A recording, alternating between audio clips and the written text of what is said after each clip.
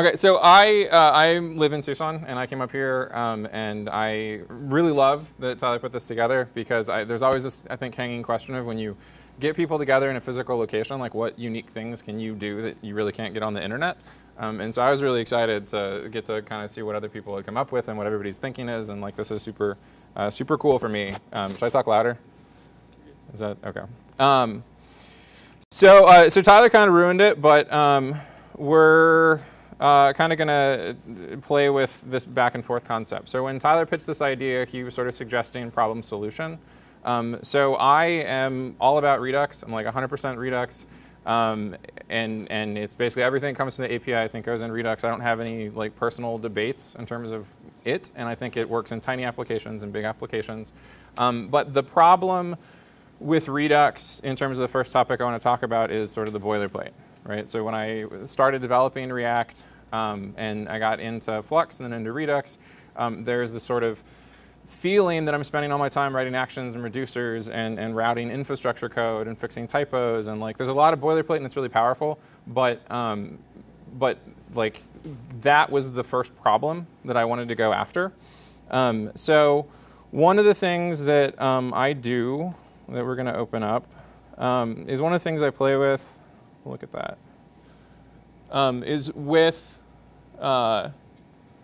Redux, for me, actions are all about server communication. So the only place that I make any calls are in actions. They talk to the server. They own that entire communication chain.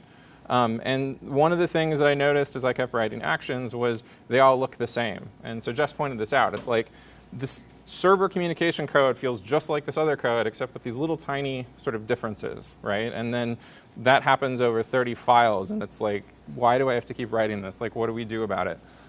So this is an example of how I structure my actions. So this would be something that creates data, so it's going to send a post to the server. And the stuff that I always find is sort of really simple or similar between every action is there's something that represents your server communication. So has anybody ever played with Backbone before? All right, so sort of does anybody have played with server-side frameworks that use the concept of a model? Kind of, OK. So I use that same concept in terms of, I think Backbone is sort of pre-React era for people that never played with it. But one of the things that I think it just nailed perfectly was the interface for how you communicate with the REST API. So I use Axios to sort of use the interface. But this concept of a model is basically that. It represents the ability to interact with a specific endpoint, like the definitions endpoint, to create them or fetch them or find them. It represents server communication.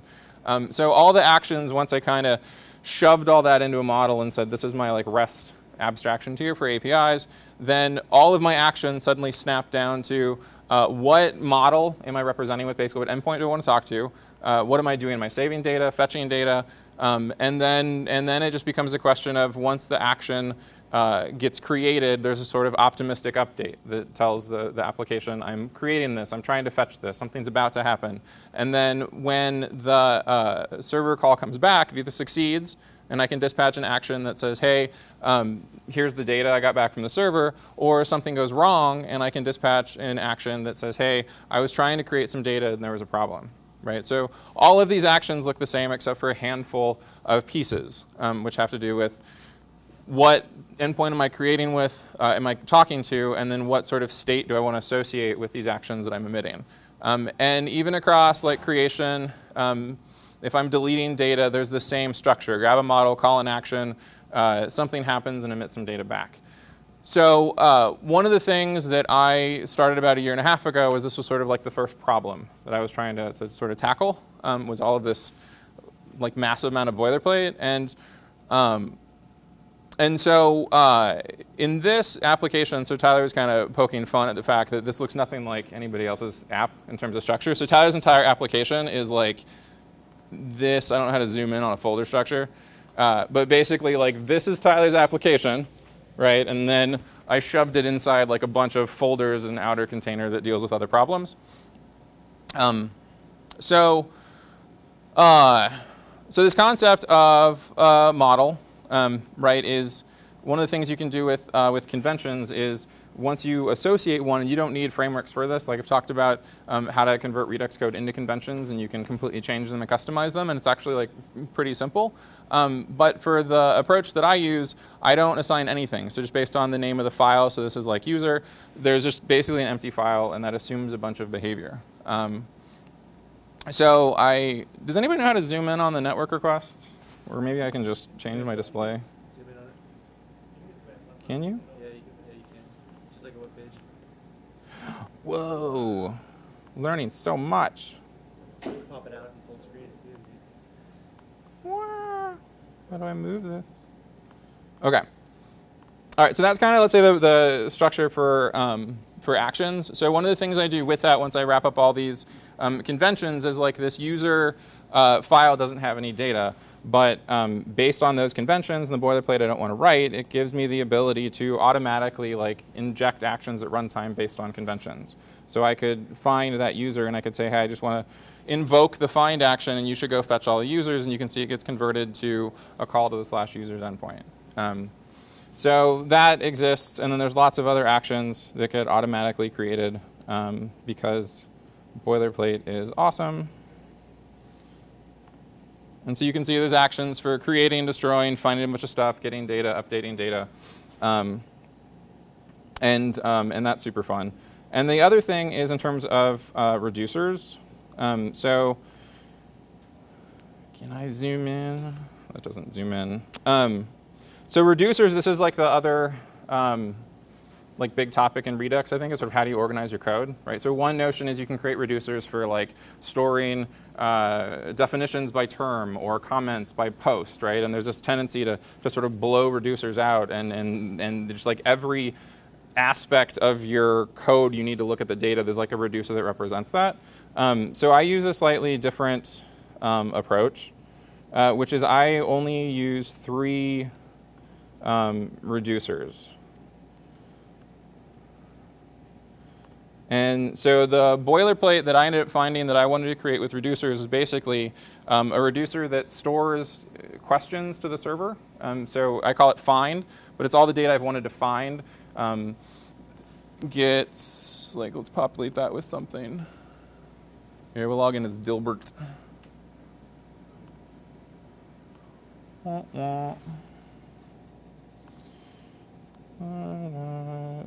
Store docket state. So I'm just tapping directly into the Redux store. And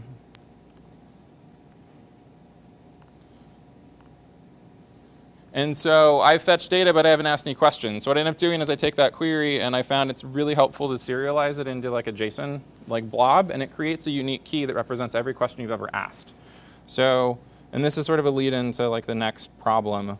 So if I wanted to find terms, let's say where the definition ID was 1, you can see there's a network request that goes out. It takes that, it creates a query out of it.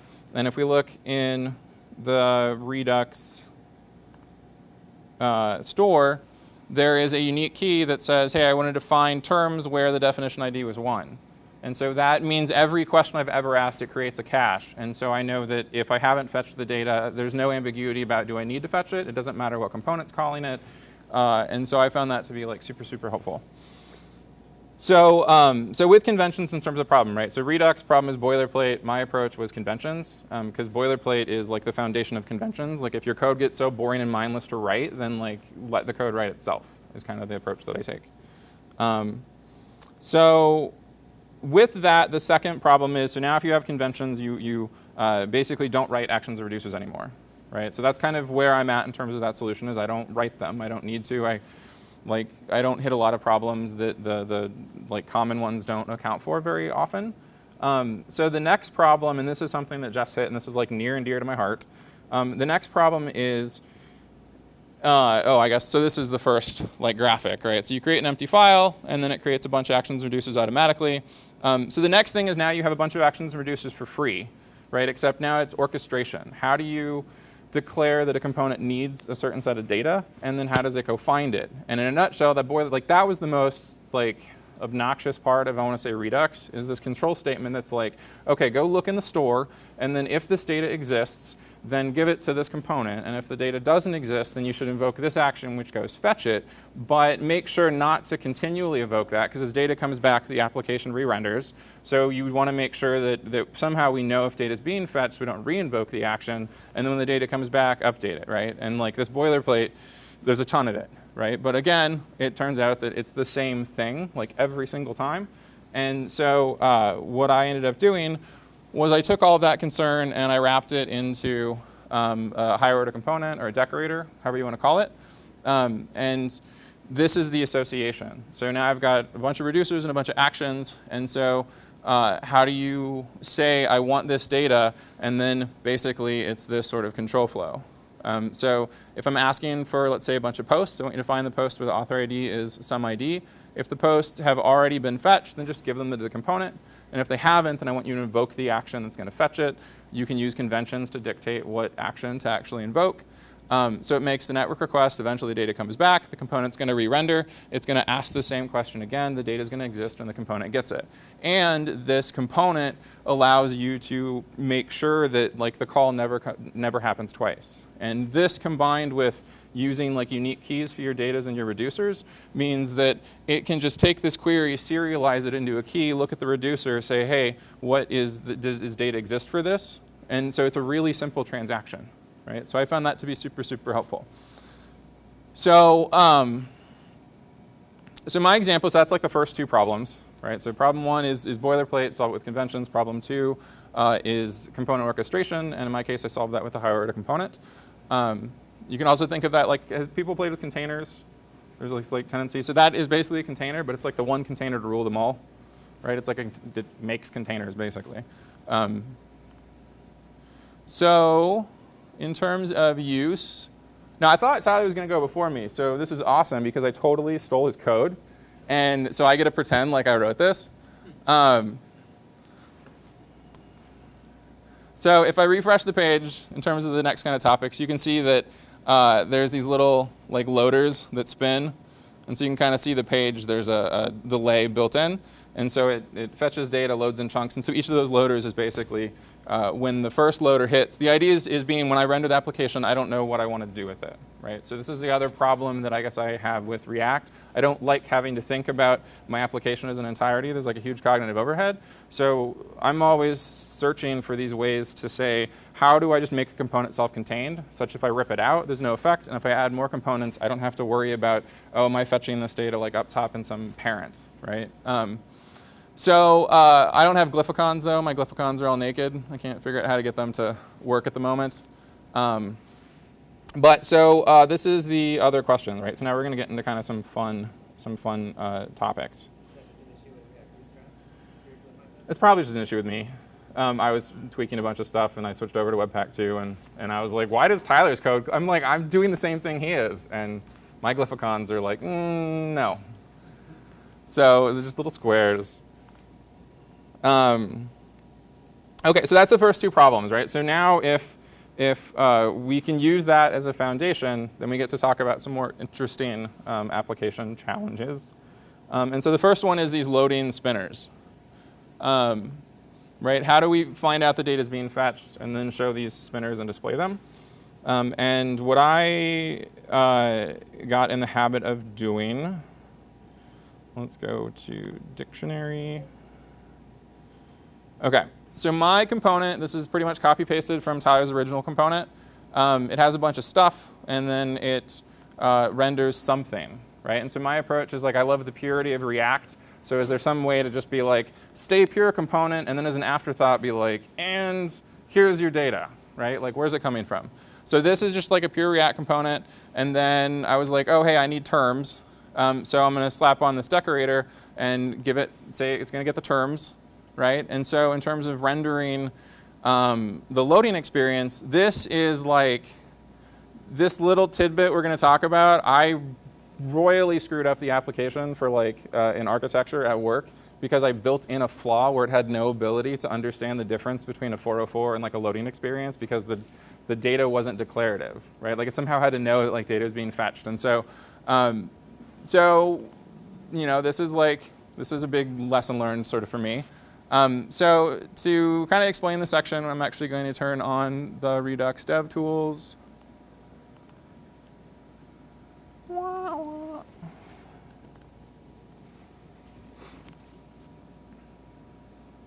right, and we're going to take a look at data.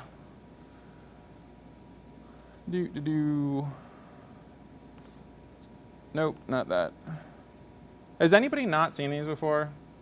The Redux dev tools, like beginners?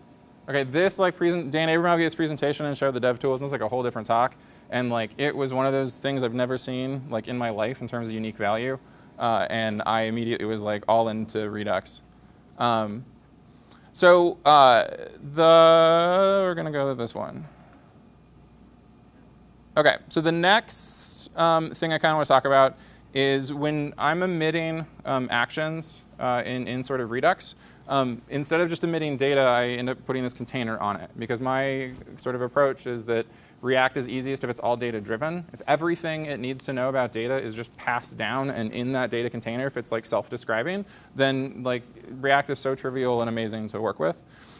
So all of the data that gets emitted, in this case I'm fetching the terms, has this data container. So the payload and the action has a state assigned to it. It's going to be fetching or creating or something. There's a key for errors. There's a place to put data. And then there's even a place that represents what the question was it was asking of the server. So if a component needs to look at that after the fact, it can just be like, oh, like let's say you wanted to have a search like area in your application and you wanted to tell the user what they were searching for, right? Like that can either be a really hard or really trivial problem. But if you can just like inspect the query of the data and then say, oh, you were searching for this, like it makes it a little easier. So this structure of the data with the state property is what I want to talk about. So in terms of, so then any component that gets data, this is kind of the way that I handle fetching or optimistic updates or any of that, is you can just look at the term and you can expect it. And there's this sort of constant object that I call payload states. And it has a bunch of default states that represent common things that an application does, right? Like transient conditions. Are you creating data, are you updating it, are you fetching it? So like if you're just starting out in React, like if there's any one tiny piece of advice I could give, it is like wrap the data, if you're going to use Redux, like wrap it in a container that you can extend as you need to like express more things. So then all I need to do is I just say, okay, if the state of terms is we're fetching the data, then I'm just going to render like a spinner. And if we're not fetching it, then in this case, I'm just assuming that everything is OK with the data. And so that's how we end up with. So all these components just look at their data, and then if it doesn't totally exist yet, then it displays a little loader. So the next thing, which I'm, again, totally stealing from Tyler, is he replaced JSON server with a more intelligent version of it. And so one of the things he added was this middleware tier, where if you type in a definition and you give it the term error and you submit it, then the application grabs that, understands that something was wrong with the data, and displays it. So in my case,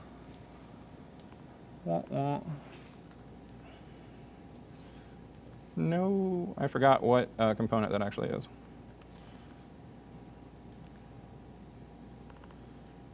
Okay, so in my case, we've got a couple different things. So this is like, in terms of user experience, this is another thing that can really help if you wrap your data with like a schema. You probably can't see it, but when data is being submitted, it's like has an opacity mask, and then it pops into view and it's real. So it's like a visual cue. It doesn't exist or it does. And so in this case, the same component uses that structure. So it looks at the state and it says, oh, if the state marked for this data is creating, then we're going to adjust the opacity to fade it out. And if there's an error creating, then we're going to create this little error object, and we're going to look at the definition, and we're going to go into the error object and grab the message. And so if we definition fetch, hold on, we're going to recreate that. Quality. Okay, so if we try to recreate the data and we look at the stream, this is all the Redux dev tools is just all the stream of actions being emitted. We can see that the state was error creating, and the error we actually got back from the server is just dumped into that. So I can reach into the error object and then just throw it into the screen. So it's whatever the server gave me, I'm just gonna throw it back out, and the user can look at it, which is how we end up with these errors.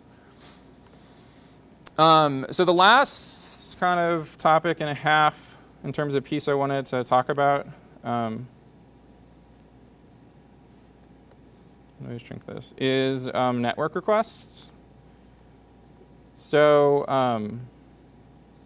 like my ideal mentality is like you build an application to do what you want, and then you like do this other sort of pass and then start like magically like smoothing out all the performance issues. But one of the ones that happens a lot in terms of interacting with APIs is if you're interacting with like a naive API that just says like, oh, here's your data, like in the case of this API, let's say, right? Like the sort of naive version of it is if I'm requesting terms, it's going to say, oh, here's the ID, the name, and the ID of the user. And if you actually want to be able to display the user's name or avatar, you've got to make another network request to go get that, right? So JSON Server has a nice little thing built in that emulates some more nice APIs where you can pass in this expand query and you can tell it to expand a certain parameter to like embed it, right? So if we look at the application, initially, if I load it, you can see that in the network tab, we are fetching terms,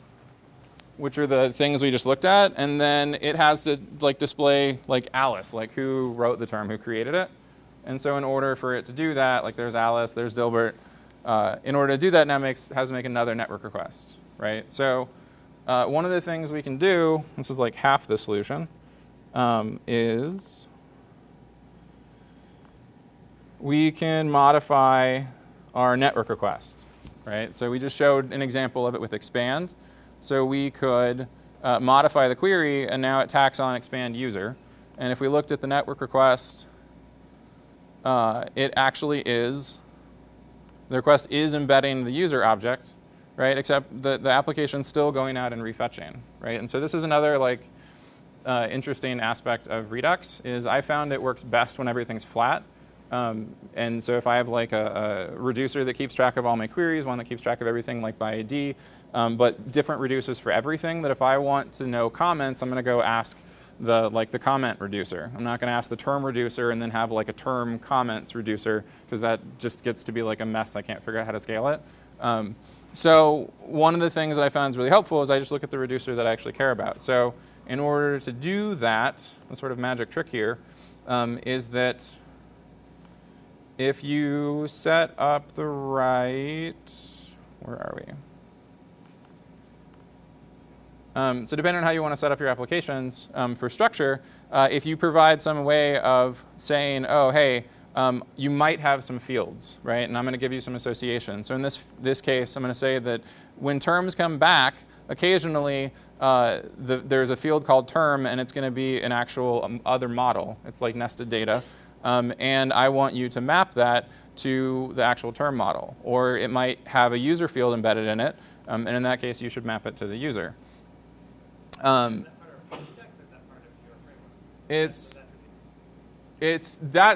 nothing to do. Redux has no opinions on that. Redux doesn't really even have opinions on like where you make your server calls. So in that case, it's like an action modification. But it turns out it's like not actually that difficult to do to your actions if you're doing like straight Redux. And so it's just like a slightly different code path where it like inspects the data. So if I actually turned on normalization, then now, because I'm expanding the user field and I'm telling the action, hey, you might want to inspect these fields, and if you find them, you should map them to these other reducers for storing the data, now you don't see an additional network request. So we found the terms, we made a performance optimization to say, hey, give me more data, and then we got our action to split it up into all the pieces and fire like 12 or 15 actions to the reducer. It gets all those individually, builds them up, and then notifies like that now a chunk of data has changed. So that's very helpful for increasing performance. And the last thing is polling. So this is so one of the things I've noticed about the React community that I really love in terms of like where we are with JavaScript now, and I think it's sort of beyond React, is a lot of things are popping up, which my term for it is like respectfully opinionated, which is they're like, here's a bunch of defaults or things that you should use, but by the way, we're basically a plugin engine, so like inject your own behavior here. And so I've been trying to adopt that same model, and I found that it's been incredibly elegant in terms of reacting to things that I didn't expect, like stuff that happens in like an app at work, and I'm like, oh man, I want to do this, and then it's like, oh, you should like add a little plugin, or you change your flow, or Redux has like 3 different ways to like inject into its behavior. And so if you're architecting your own apps, like that's something to sort of think about in terms of structure. But so I added a hook here, and I basically injected this thing, and I said, hey, when you're booting up and building, I want you to basically wrap every action with a container that allows you to sort of pull it on some interval. And so I found polling to have like 2 interesting uses. In one approach, it can be like a poor man's version of applications to keep like multiple things in sync, but it's got severe restrictions in terms of how you can use it, so it's not a replacement for real time. But I've got certain tasks at work where like, so we have a dashboard that launches servers in a cloud, right? And so it's this long async process. And so if a user's like on a specific part of the application and they launch something, you might want to invoke like a polling thing to just go fetch like just that subset of data repeatedly. And so in this case, I basically define polling as invoking an action. So I don't duplicate the behavior. I just say, hey, I want you to re-invoke this action on some interval.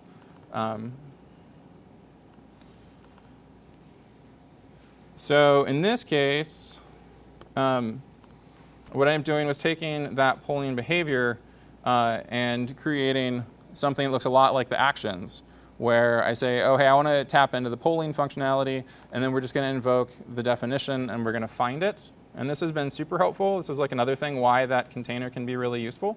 At the top of this component, I'm looking for definitions, right? And I pass in the question I'm actually trying to ask. Instead of having to duplicate that, if the queries or if your data just describes itself, then you can just sort of reuse that description later. So here I'm saying, hey, I want to pull this definition, but I want to re-ask the exact same question that represents the data that I'm passing around. So I'm going to grab the definition. I have a query property on it that represents the question that it was answering. And then I'm going to break that up and invoke the action and pass in the where clause and the pagination clause. And then that's going to start polling, or that's going to give me a poll object. And then once I have that, I can start polling, and I can stop polling when the component mounts. So the idea is like it's part of the application. When it mounts, and this is like a phenomenal use for component did mount, it's really helpful, is when it mounts, start making network requests, right? And then when the component unmounts, like stop making network requests. And I've also built applications where that was not in the component's control. It was like back in Flux. I was like, oh, stores should fetch data. And there was no real way to be like, stop, like start, stop. Like you couldn't orchestrate the behavior. So it was a component concern that got leaked out too high. And so now you can see on an interval, it's just basically asking the same 3 network requests again. So it keeps refreshing the application. But of course, this is an issue. Instead of actually like showing an opacity mask or just silently like updating the data, I apparently never got to that point, and it's just like, oh, I'm just going to keep flashing the app back in front of the user every time I fetch data. So that's, I think, really sort of all the things like the pieces I think that I think about that I found in terms of being most helpful, or how to think about maybe Redux in a way that's might help you with your applications. So that's probably my talk.